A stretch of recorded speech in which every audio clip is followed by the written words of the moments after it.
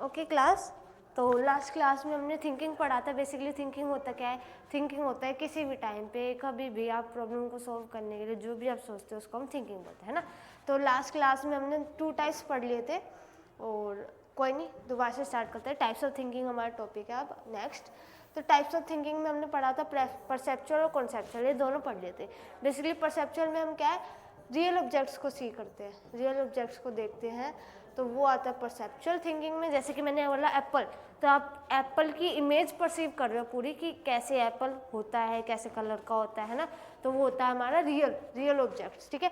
ऐसे कॉन्सेप्चुअल और एब्स्ट्रैक्ट में क्या होता है? एब्स्ट्रैक्ट और कॉन्सेप्चुअल में होता है अनरियल ऑब्जेक्ट्स, जो रियल में नहीं प्रेजेंट होते, ठीक है, यानी कि इनको हम मेजर भी नहीं कर सकते, ठीक है। जैसे कि मैं बोलूँ केयर, लव, ठीक है, इन सबको हम मेजर नहीं कर सकते, ओके। फिर हमारा creative thinking, logical thinking, problem solving और कन्वर्जेंट वर्सेस डाइवर्जेंट, ठीक है। तो अब एक एक करके पढ़ते हैं। तो सबसे पहले भाई हमारा था क्रिएटिव थिंकिंग। क्रिएटिव थिंकिंग क्या होती है? It refers to the ability for original thinking, जिसमें हम क्या करते हैं? ओरिजिनल थिंकिंग करते हैं to create, discover something new, यानी कि जब भी हमें कुछ नई चीज़ें, नई थिंकिंग क्रिएट करनी हो, नई चीज़ें बनानी हो, तो उसमें जब हम क्रिएटिव थिंकिंग का यूज़ करते हैं तो उसको हम बोलते हैं क्रिएटिव थिंकिंग, ठीक है। कुछ भी नई चीज़ें बनाना, क्रिएटिव बनाना, यूनिक बनाना, ठीक है, उसको बनाने के लिए जो हम थिंकिंग करते हैं उसको हम बोलते हैं क्रिएटिव थिंकिंग, ठीक है। इट इज़ द एबिलिटी, अब इसमें होता क्या है, ये एक एबिलिटी है जिसमें हम क्या करते हैं?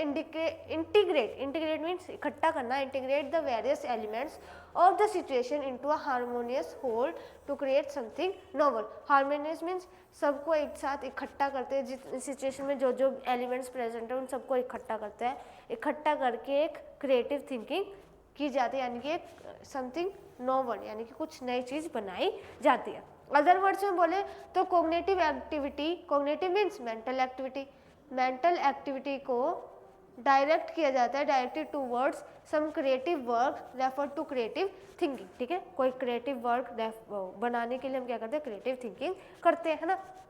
जैसे कि आजकल बहुत होता है, जैसे फ़ोटोज़ वगैरह होती है, फ़ोटोज़ को क्रिएटिविटी करके बनाया जाता है ना। पहले वो बोन बनाते हैं, बोन का स्केलेटन बनाते हैं पूरा हेड, फिर उसके बाद उसका मतलब मांस बनाते हैं, फिर उसके बाद पूरी पिक्चर क्रिएट कर देते हैं ना। तो ये भी एक क्रिएटिव थिंकिंग है कि कैसे क्या है वो पिक्चर को जनरेट करे, कैसे वो अपने लाइक्स को बढ़ाए, है ना। ऐसे ही क्रिएटिव थिंकिंग होती है। अब creative thinkers are great boons to the society as they enrich the knowledge of mankind, है ना। उन्हें मैनकाइंड की नॉलेज का पता है कि हर एक मैनकाइंड, हर एक हर एक पर्सन को क्या चाहिए, ठीक है। तो क्रिएटिव थिंकर्स को ये सब पता होता है और इसलिए वो क्रिएटिविटी परफॉर्म कर पाते हैं। The creative thinker try to achieve something new, है ना।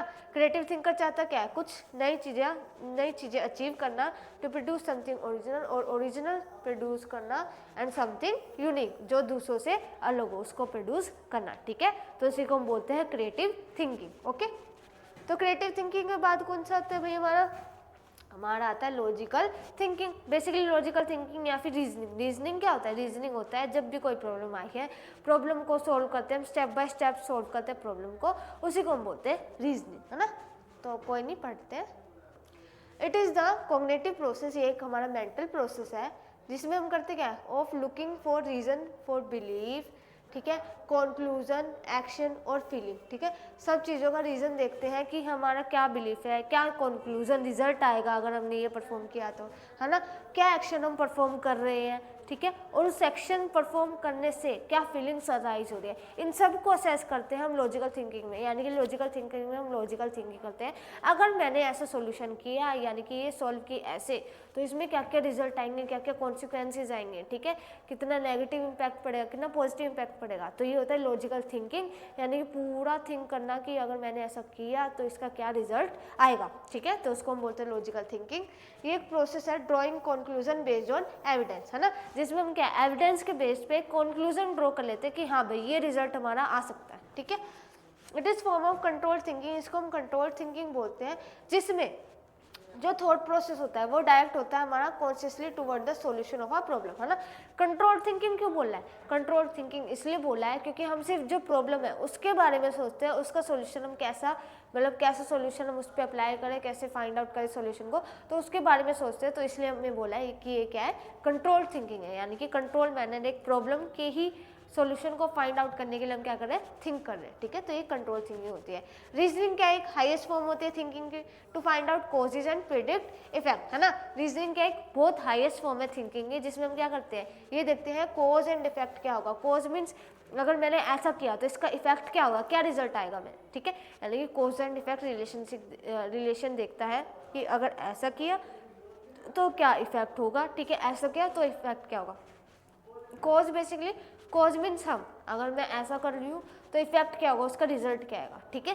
तो ये होता है cause and effect. An individual try to solve problem by incorporating 2 और more aspects of his past experience, ठीक है। और एक पर्टिकुलर इंडिविजुअल जो भी है, अगर उसको प्रॉब्लम को सॉल्व करना है तो क्या करता है, 2 या 2 से ज़्यादा जो भी उसका पास्ट एक्सपीरियंस है उनको मिला के वो एक नई थिंकिंग करता है, जिसको हम बोलते हैं लॉजिकल थिंकिंग। कि मैंने पहले ऐसा किया था तो मम्मी ने डांटा, ठीक है, फिर मैंने उसके बाद ऐसा किया तो मम्मी ने कुछ नहीं बोला, मम्मी ने मेरे को अप्रिशिएट किया, है ना। तो दोनों, उसने क्या किया, दोनों पास्ट एक्सपीरियंस को मिक्स करके, अप्लाई करके, वो इंटीग्रेट करके, इकट्ठा करके क्या किया, उसने एक अपना नया एक्सपीरियंस स्टार्ट वो बनाया, यानी कि नया सोल्यूशन फाइंड आउट किया, जिसको हम बोलते हैं लॉजिकल थिंकिंग, ठीक है।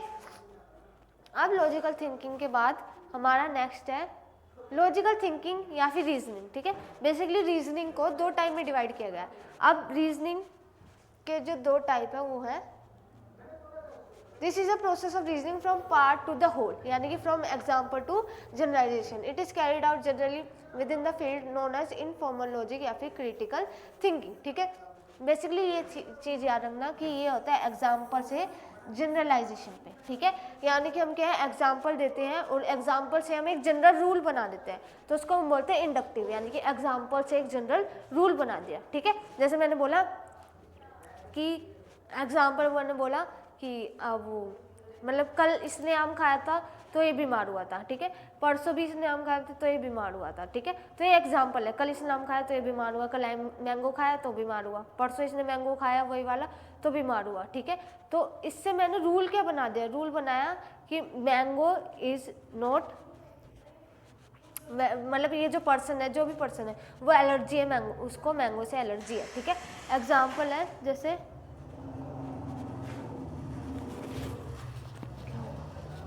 क्या हुआ,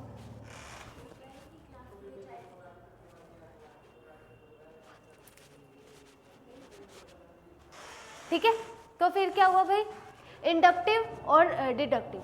अब इंडक्टिव में हुआ क्या, एग्जाम्पल टू जनरलाइजेशन, यानी कि हमने एग्जाम्पल्स देखे पहले कि ये हो सकता है, तो इससे हमने क्या है, एक जनरलाइजेशन, एक रूल बना दिया, ठीक है। जैसे कि मैंने बोला कि इस वो, जैसे मैंने कोई भी नाम ले दिया, माधव, माधव ने कल मैंगो खाया तो उसको क्या हुई, प्रॉब्लम हुई, ठीक है। परसों उसने मैंगो खाया तो भी उसको प्रॉब्लम हुई, तो मैंने क्या है, एक जनरल रूल बना दिया कि माधव को मैंगो से एलर्जी है, ठीक है। तो ये क्या हुआ, एग्जाम्पल से मैंने एक जनरल रूल क्रिएट कर दिया, ठीक है। ऐसे एग्जाम्पल है, मैंने बोला कि कल रेन हुई थी, ठीक है, परसों भी रेन हुई थी तो आज भी रेन होगी। एग्जाम्पल मैंने दिया, कल रेन होगी, परसों रेन होगी, तो आज भी रेन होगी, ठीक है। तो मैंने एग्जाम्पल से एक रूल जनरेट कर दिया, एक जनरलाइजेशन कर दिया, तो उसको हम बोलते हैं इंडक्टिव, ठीक है। ऐसे डिडक्टिव रीजनिंग क्या होती है, डिडक्टिव इससे जस्ट अपोजिट है, उसमें जनरलाइजेशन हमें रूल प्रोवाइड किया गया है, उससे हम क्या बनाते हैं, एग्जाम्पल देते हैं, ठीक है। जैसे मैंने बोला example, all metals are shiny, है ना। तो आयरन क्या है, एक शाइनी सब्सटेंस है, तो आयरन भी क्या होगा, मेटल होगा, ठीक है। रूल था, प्रॉपर रूल बनाया गया है कि जितने भी मेटल्स है वो शाइनी होते हैं, जितने भी मेटल हम देखते हैं उनको शाइनी होते हैं, ठीक है। तो उसके एक एग्जाम्पल बना दिया मैंने कि आयरन भी शाइनी दिख रहा है तो आयरन भी क्या है, एक मेटल है, तो ये उसके एग्जाम्पल हो गए, रूल से एग्जाम्पल बनाए हैं, तो उसको हम बोलते हैं डिडक्टिव, ठीक है।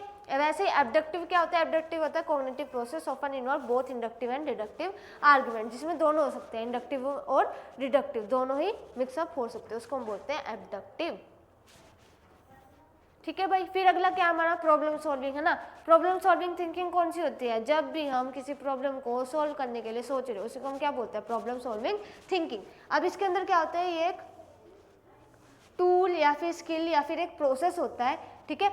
अब स्किल, टूल और प्रोसेस क्यों बोला है, तो ध्यान से पढ़ते हैं। सबसे पहले क्या बोला, टूल। टूल क्यों बोला? Because it can help you solve an immediate problem और टू अचीव अ गोल, क्योंकि एक इमीडिएट प्रॉब्लम को सॉल्व करने में आपकी हेल्प कर रहा है, तो इसको इसलिए इन्होंने इसको क्या बोला? टूल। जैसे कि टूल, हम ऐसे एग्जांपल लूँ टूल का, तो अगर मैं बोलूँ कि थर्मामीटर मेरी इमीडिएट हेल्प कर रहा है, तो वो एक टूल हो गया। वो इमीडिएट हेल्प क्या कर रहा है? वो मेजरमेंट करके बता रहा है कि मेरी बॉडी का टेम्परेचर क्या है, ठीक है। तो इसलिए ही प्रॉब्लम सॉल्विंग को टूल क्यों बोला? एक टूल है, किस लिए? क्योंकि ये सॉल्व करता है आपकी प्रॉब्लम को इमीडिएटली, तभी की तभी आपकी प्रॉब्लम को सॉल्व करता है और आपकी हेल्प करता है गोल को अचीव करने में, ठीक है। अब स्किल क्यों बोला? Skill because once you have learned it you can use it repeatedly, है ना। यानी कि अगर आपने एक बार इसको लर्न कर लिया तो आप इसको रिपीटेडली यूज कर सकते हो, इसलिए इन्होंने इसको क्या बोला? स्किल, ठीक है। थर्ड क्या बोला? प्रोसेस। प्रोसेस क्यों बोला? क्योंकि इसका इन्वॉल्व क्या था? Taking a number of steps, यानी कि इसमें हम नंबर ऑफ स्टेप्स को इन्वॉल्व करते हैं, नंबर ऑफ स्टेप्स का यूज करके हम क्या करते हैं? प्रॉब्लम को सॉल्व करते हैं, इसलिए इन्होंने इसको क्या बोला? प्रोसेस, ठीक है। You can engage in problem solving if you want to reach a goal and experience obstacle on the way, ठीक है। यानी कि अगर आप गोल तक रीच करना चाहते हो, ठीक है, you can engage in problem solving if you want to reach a goal and experience obstacle on the way, ठीक है। यानी कि अगर आप गोल को अचीव करना चाहते हो या फिर जो भी वो ऑब्स्टेकल्स आ रहे हैं आपकी लाइफ में उसको रिमूव करना चाहते हो, तो आपको प्रॉब्लम सॉल्विंग में जाना ही जाना पड़ेगा कि मैं वो प्रॉब्लम को सॉल्व करूँ, जो भी ऑब्स्टेकल्स आ रहे हैं मेरी लाइफ में उसको रिमूव करूँ, है ना। तो आप क्या करोगे? उस प्रॉब्लम सॉल्विंग में एंगेज करोगे, यानी कि पार्टिसिपेट करोगे।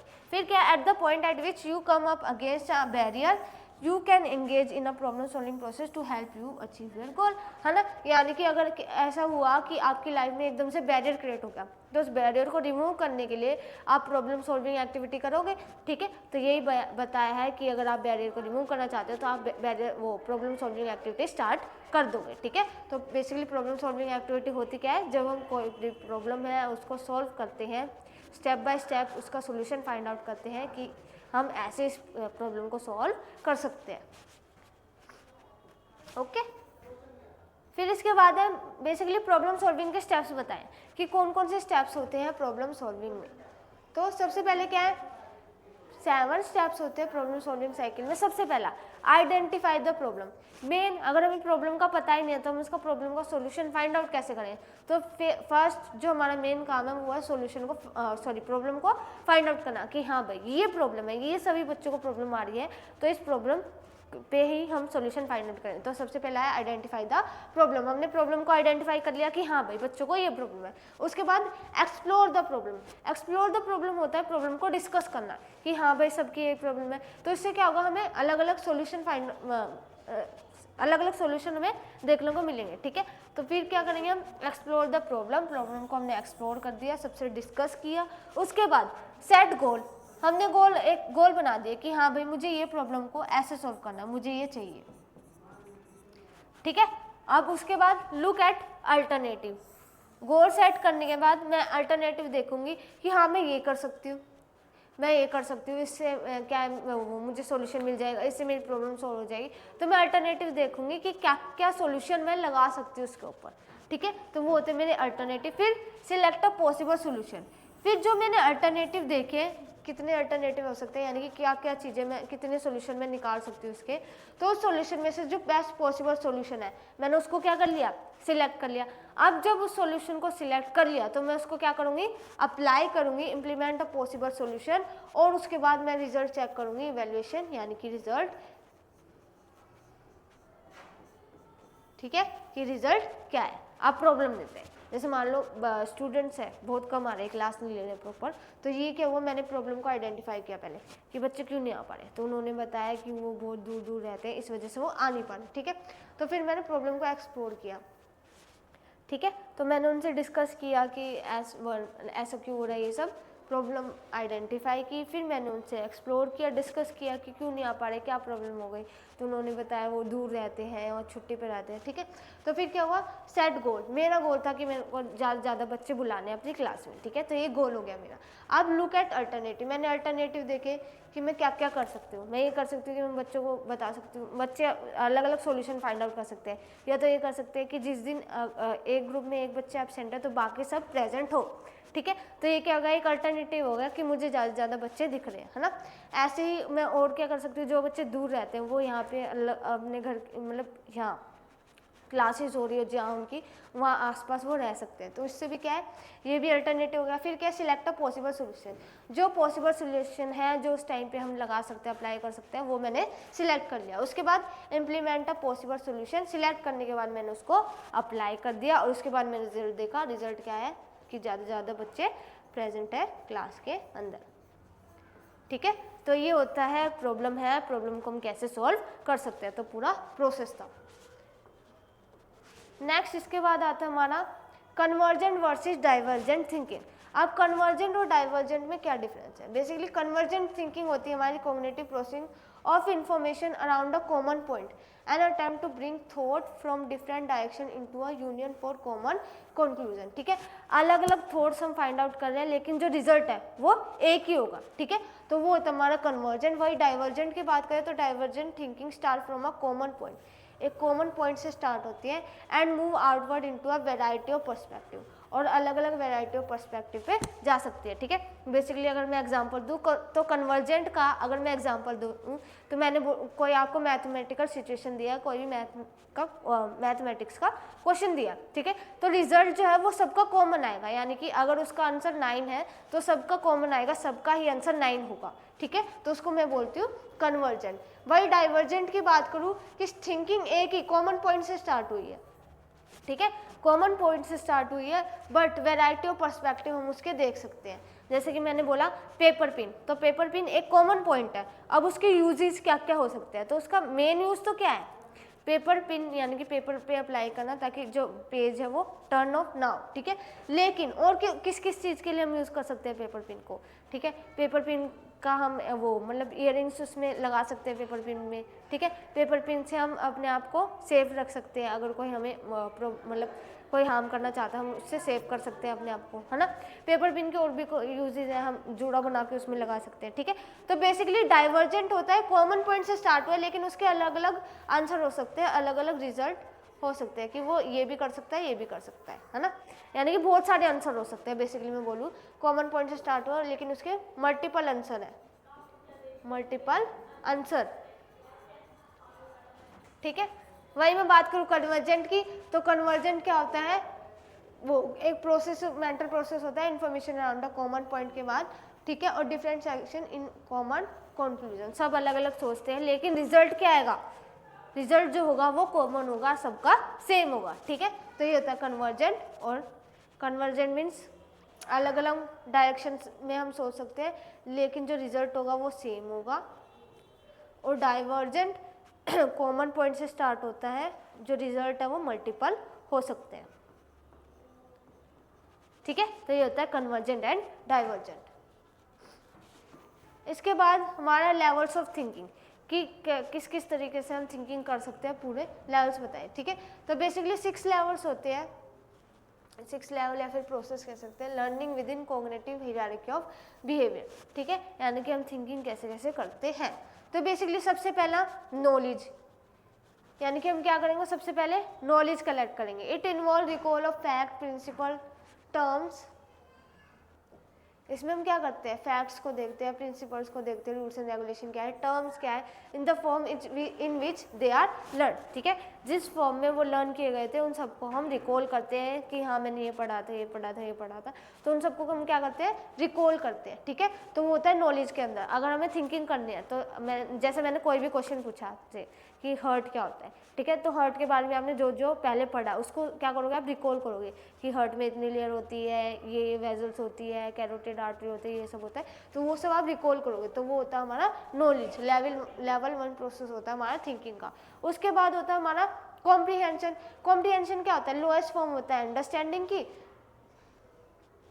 लोएस्ट फॉर्म होती है अंडरस्टैंडिंग में, जिसमें स्टूडेंट क्या करता है, knows what is being communicated without relating it to the other material और seeing it in its fullest meaning. यानी कि यहाँ पे वो अंडरस्टैंड करता है कि उसको क्या चीज़ मतलब क्या चीज़ें बतानी है।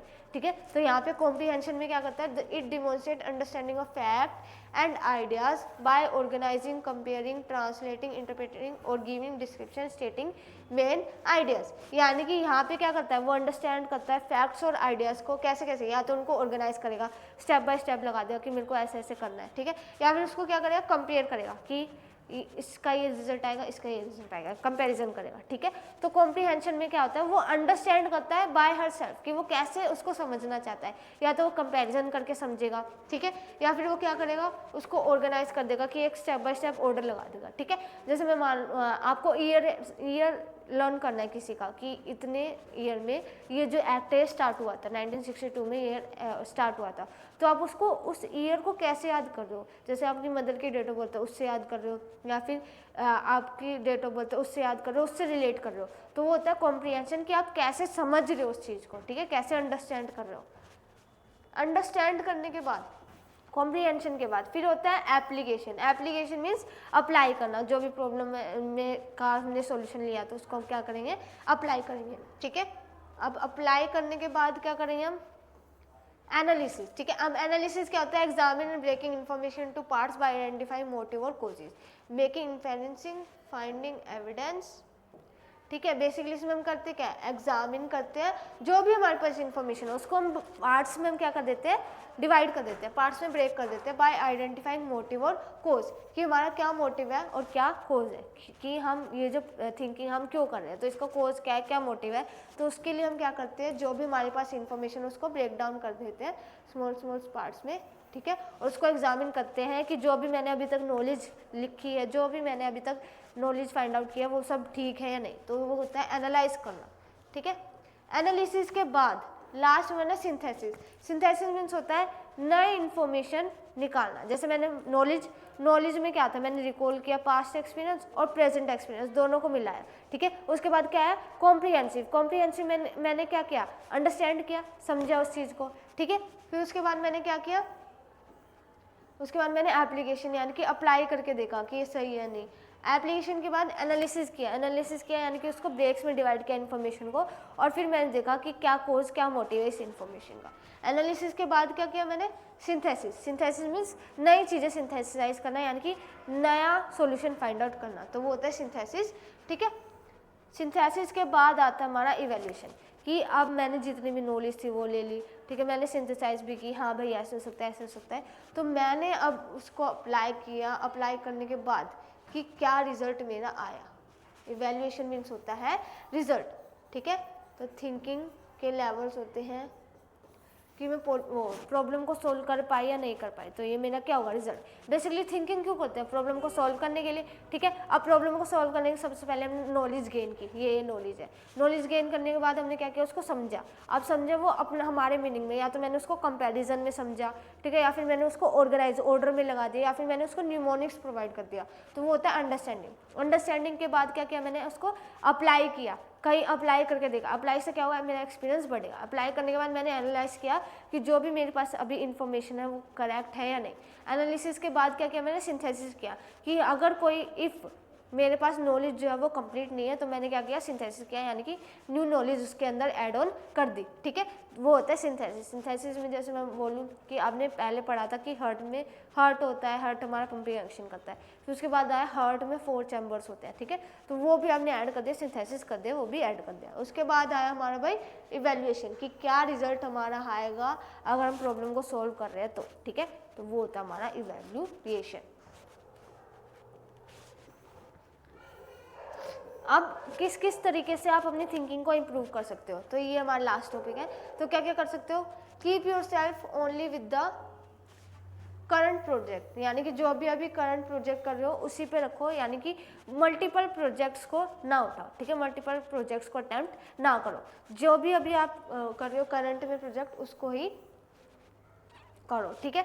तो क्या होगा, कन्फ्यूजन क्रिएट होगी, अगर आपके पास मल्टीपल प्रोजेक्ट होंगे वो करना है आपको, तो आपको कन्फ्यूजन क्रिएट हो सकती है, तो एक टाइम पे एक ही करंट प्रोजेक्ट को ही आप सोल्व करो। फिर उसके बाद क्या है, dedicate an hour of focus time to your most important task, ठीक है, यानी कि मल्टीटास्किंग हाईली ओवररेटेड होता है, ठीक है, तो जो आपके लिए इंपॉर्टेंट है उस पर आप ज़्यादा से ज़्यादा टाइम दो, ठीक है, तो ये भी इंपॉर्टेंट है। फिर उसके बाद क्या है, stir up your visual and creative talents with exposure to the arts, है ना, यानी कि क्या करो, विजुअल और क्रिएटिव टैलेंट्स बनाओ। जैसे विजुअल आप देख के समझोगे कि हाँ भाई मैं ऐसे कर सकता हूँ, ऐसे करता हूँ। Creative means new ideas generate करना, ठीक है। उसके बाद क्या है फिर learn how to mind map. This is a best practice that allows you to visualise and map your project and strategies. Mind map होता है कि माइंड मैप में हम पहले ही जनरेट कर देते हैं, ठीक है. माइंड मैप में हम पहले ही जनरेट कर लेते हैं कि मेरी ये प्रॉब्लम है तो मैं इसको ऐसे ऐसे ऐसे सॉल्व कर सकती हूँ, यानी कि माइंड में हम सोच लेते हैं कि मैं ऐसे कर सकता हूँ, ऐसे कर सकता हूँ. तो होता है एक माइंड मैप कि पहले से हमने पूरी स्ट्रैटेजीज बना ली है, पहले माइंड में ही हमने पूरी स्ट्रैटेजी बना ली है कि मैं ऐसे इस चीज़ को सॉल्व कर सकता हूँ, ठीक है. फिर लास्ट वन हमारा finally on the hour stop thinking when you have been working on something for more than, ठीक है. आप किसी चीज़ पे बहुत ज़्यादा टाइम से पढ़ रहे हो, ठीक है, बहुत ज़्यादा, ये लिखा है when you have been working on something for more than an hour you start losing concentration and focus, है ना. यानी कि एक ही चीज़ पे आप बहुत लंबे समय तक पढ़ रहे हो तो आप क्या है धीरे धीरे अपनी कंसंट्रेशन और टेंशन लॉस करने लग जाता है ना. अब उस पर इतना टेंशन नहीं दे पाते तो आपको क्या है बीच में स्पेस प्रोवाइड करना है जहाँ पे आप कुछ एक्टिविटी कर सकते हो, आर्ट वगैरह कर सकते हो, ताकि आपका जो कंसंट्रेशन है वो वापस से रिगेन हो सके, ठीक है. So stop, get up, walk कर सकते हो आप, then go back to your work. थोड़ी देर वॉक कर लो, ठीक है, उसके बाद आप वापस अपने वर्क पे जाओ. इससे होगा कि आपकी कंसंट्रेशन बढ़ेगी, ठीक है, रिगेन होगी. क्लियर है.